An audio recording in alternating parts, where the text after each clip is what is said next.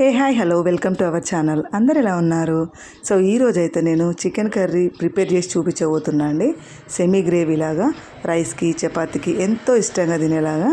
అయితే చికెన్ని మీరు చేసేటప్పుడు ఎలా చేస్తున్నారు ఒక్కసారి అయితే ఈ ఈ ఈ ప్రాసెస్లో చేసి చూడండి.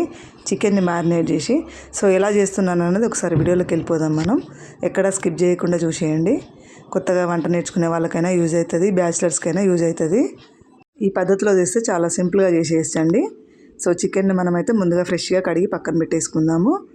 సో మంచిగా వాటర్ లేకుండా. సో ఇందులో మనమైతే 2 టేబుల్ స్పూన్ వేసేసుకుంటున్నాము. కేజీ చికెన్కి అనమాట కొలతలు.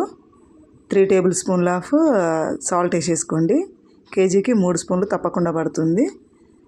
సో అది వేసుకున్న తర్వాత ఏది కానీ కొలతలు కరెక్ట్గా వేసుకుంటేనే కర్రీ టేస్ట్ అనేది చాలా బాగుంటుంది. గ్రేవీతోని కారం అనేది 4 టేబుల్ స్పూన్లు పడుతుందండి. కేజీ చికెన్కి ఖచ్చితంగా పడుతుంది 4 టేబుల్ స్పూన్లు. సో కొంచెం తక్కువ తినే వాళ్ళైతే 3 టేబుల్ స్పూన్లు వేసేసుకోండి, అడ్జస్ట్ చేసేసుకొని. ఉప్పు కారం తక్కువ తినే వాళ్ళు తక్కువ వేసుకోవచ్చు. సో ఒక 1/2 టేబుల్ స్పూన్ పసుపు వేసేసుకుందాము. సో కొన్ని ఇందులో వేస్తున్నాం. మళ్ళీ పోపు వేసుకునేటప్పుడు కూడా నేను చూపిస్తాను, ఎక్కడ స్కిప్ చేయకండి. 1 టేబుల్ స్పూన్ ధనియా పౌడర్ యాడ్ చేసుకోవాలి. ఒక 1/2 టీ స్పూను గరం మసాలా అనమాట. సో కొంచెం గరం మసాలా తింటే కొందరికి పడదు కాబట్టి కొంచెం తక్కువ తింటాము. ఎక్కువ కావాలనుకున్న వాళ్ళు ఎక్కువ వేసేసుకోవచ్చు, బాగుంటుంది. సో పెరుగు కూడా గడ్డ పెరుగు ఒక 3 టేబుల్ స్పూన్లు వేసేసుకున్నాను నేనైతే. సో ఇదంతా అయితే మంచిగా మ్యారినేట్ చేసేసుకుందాం, మంచిగా కలుపుకుందాము. చికెన్ ముక్కలకు మొత్తం పట్టుకునే విధంగా ఇలా కలిపి పక్కన పెట్టేసుకోవాలన్నమాట. సో ఇది మనం కర్రీ ప్రిపేర్ చేసి ఒక 1/2 అవర్ ముందు ఇలా చేసుకుంటే సరిపోతుంది. ఫ్రిడ్జ్లో కూడా పెట్టాల్సిన అవసరం లేదండి, పక్కన పెట్టేసుకుందాము. సో ఈలోగా మనం అన్నీ కట్ చేసి పెట్టేసుకొని ఎన్ని కావాలని చెప్పేసి మనమైతే కట్ చేసి పెట్టేసుకునే లోపు అది నానిపోతుంది, మంచిగా చికెన్ అనేది మ్యారినేట్ అవుతుంది. సో ఈలోగా ఒక వెడల్పు గిన్నె పెట్టేసుకొని స్టవ్ ఆన్ చేసేసుకొని గిన్నె వేడైన తర్వాత ఒక 4 టేబుల్ స్పూన్లు పడుతుందండి ఆయిల్. నాన్ వెజ్లోకి కొంచెం మంచిగా వేసుకుంటేనే బాగుంటుంది ఆయిల్ అనేది. సో కొంచెం స్పైసెస్ తర్వాత మంచిగా స్పైసెస్ అన్ని కొంచెం ఫ్రై అయిన తర్వాత పచ్చిమిరపకాయలు ఒక 5-6 వేసేసుకున్నాను నేనైతే, మధ్యలోకి చీల్చుకొని.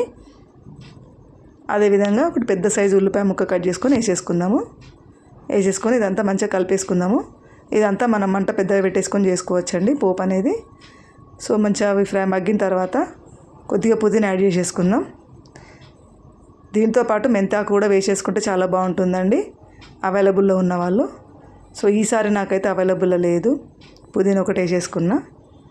సో అది మంచిగా ఫ్రై అయిన తర్వాత పోపు అనేది అల్లం వెల్లుల్లి పేస్ట్ అందులో 2 టేబుల్ స్పూన్లు వేసుకున్నాం కదా, ఇందులో 1 టేబుల్ స్పూన్ వేసుకుంటే బాగుంటుంది. అల్లం వెల్లుల్లి పేస్ట్ ఎప్పుడు కానీ నాన్ వెజ్ కర్రీలోకి కొంచెం ఎక్కువ ఉంటేనే బాగుంటుంది. అలాగే కొంచెం ఫ్రెష్గా నూరుకుంటే ఇంకా బాగుంటుంది టేస్ట్ అనేది. సో పసుపు కూడా కొంచెం వేసేసుకున్నాం మనం, 1/2 టీ స్పూను. సో అదంతా కలుపుకున్న తర్వాత మంచిగా ఫ్రై అయిన తర్వాత పచ్చివాసన అంతా పోయే విధంగా కలుపుకున్నాం కదా. ఇప్పుడు మనం మ్యారినేట్ చేసి పెట్టుకున్న చికెన్ అనేది ఇందులో యాడ్ చేసేసుకుందాము. మంచిగా యాడ్ చేసేసుకొని నిదానంగా కలుపుతూ ఫ్రై చేసేసుకుందాము ఇలా. ఇప్పుడు మనం ఇదంతా కలుపుకున్న తర్వాత మీడియం ఫ్లేమ్కి అడ్జస్ట్ చేసేసుకోవాలండి.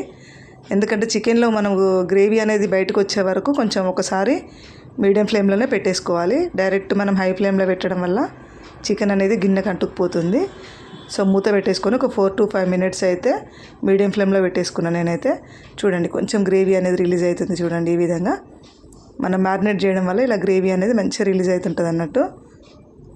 మ్యాక్సిమం 60-70% మనకి గ్రేవీలోనే ఉడికిపోతుంది చికెన్ అనేది. ఇలా చికెన్ అనేది గ్రేవీలో ఉడికిపోవడం వల్ల టేస్ట్ అనేది మంచిగా ఉంటుంది అన్నమాట. సో అదే ఈ చికెన్ కర్రీకి స్పెషల్, అంత బాగుంటుంది. అందుకే నచ్చుతుంది టేస్ట్ అనేది పిల్లలకి. ఒకసారి ఈ విధంగా అయితే చేయండి. పిల్లలు పెద్దలు రైస్కి చపాతీకి చాలా ఇష్టంగా తింటారు.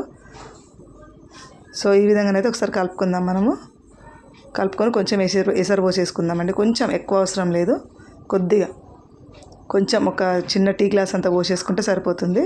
ఎందుకంటే మనం రైస్కి చపాతీకి కలిపి ప్రిపేర్ చేసుకుంటున్నాం కాబట్టి. సో మూత పెట్టేసుకొని ఇప్పుడు కొంచెం మీడియం టు హై ఫ్లేమ్లో పెట్టుకొని కుక్ చేసేసుకోవాలి. ఇలా చూడండి దగ్గర పడింది కదా, ఒక 5-6 నిమిషాలు అయితే దగ్గర పడిపోతుంది. సో ఇప్పుడైతే కర్రీ ప్రిపేర్ అయిపోయిందని చూసారు కదా, చాలా సింపుల్గా చేసేసుకోవచ్చండి బ్యాచిలర్స్ అయితే, కొత్తగా వంట నేర్చుకునే వాళ్ళైనా సరే. సో లాస్ట్లో మనం కొత్తిమీర యాడ్ చేసేసుకోవడమే అండి. చాలా సింపుల్గా చేసుకునే ఈ కర్రీని మీరు కూడా తప్పకుండా ట్రై చేయండి.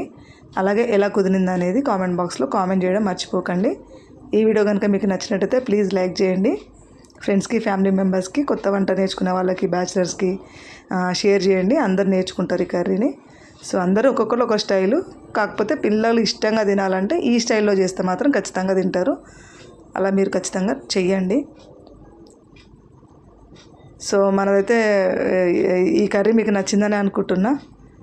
సో మనం ఇంకా మంచి మంచి రెసిపీస్ కోసం అయితే కొత్తగా ఎవరైతే మన ఛానల్లో చూస్తున్నారో వాళ్ళు సబ్స్క్రైబ్ అయితే చేసేసుకోండి. సో అంతవరకు see you next video. Thanks for watching. ఏదైనా మనము ఇంట్లో ఇష్టంగా తినాలంటే మనం కొన్ని టిప్స్తోనే చేస్తూ ఉంటేనే ఇష్టంగా తింటారు. మనం ఏదైనా హ్యాపీగా మంచి మనసుతో చేస్తే ఎలా చేసినా కూడా తింటారండి, అంత బాగుంటుంది. So thank you so much అండి అందరు సపోర్ట్ చేస్తున్నందుకు. Bye bye.